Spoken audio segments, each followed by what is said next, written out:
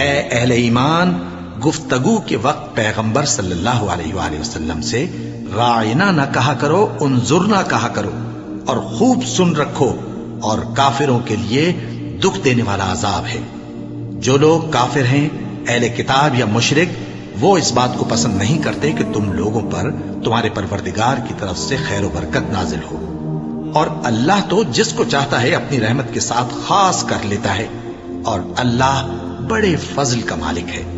ہم جس آیت کو منسوخ کر دیتے یا اسے فراموش کرا دیتے ہیں تو اس سے بہتر یا ویسی ہی اور آیت بھیج دیتی ہیں۔ کیا تم نہیں جانتے کہ اللہ ہر بات پر قادر ہے؟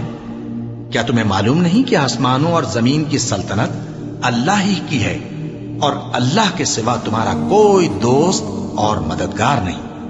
مسلمانوں، کیا تم یہ چاہتے ہو کہ اپنے پیغمبر صلی اللہ علیہ وآلہ وسلم سے اسی طرح کے سوال کرو جس طرح کے سوال پہلے موسیٰ سے کیے گئے تھے؟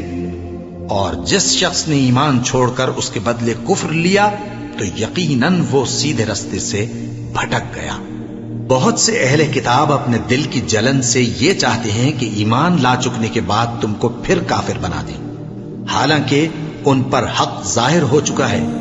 تو تم معاف کر دو اور درگزر کرو یہاں تک کہ اللہ اپنا دوسرا حکم بھیجے۔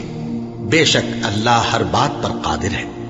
اور نماز ادا کرتے رہو اور زکوٰۃ دیتے رہو، اور جو بھلائی اپنے لیے آگے بھیج رکھو گے اس کو اللہ کے ہاں پالو گے۔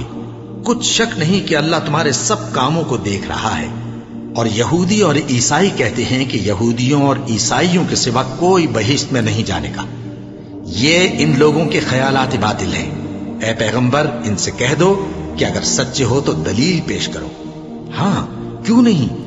جو شخص اللہ کے آگے گردن جھکا دے، یعنی ایمان لے آئے، اور وہ نیکوکار بھی ہو، تو اس کا صلہ اس کے پروردگار کے پاس ہے۔ اور ایسے لوگوں کو قیامت کے دن نہ کسی طرح کا خوف ہوگا اور نہ وہ غمناک ہوں گے۔ اور یہودی کہتے ہیں کہ عیسائی رستے پر نہیں، اور عیسائی کہتے ہیں کہ یہودی رستے پر نہیں، حالانکہ وہ کتاب الہی پڑھتے ہیں۔ اسی طرح بالکل انہی کسی بات وہ لوگ کہتے ہیں جو کچھ نہیں جانتے، یعنی مشرک۔ تو جس بات میں یہ لوگ اختلاف کر رہے ہیں، اللہ قیامت کے دن اس کا ان میں فیصلہ کر دے گا۔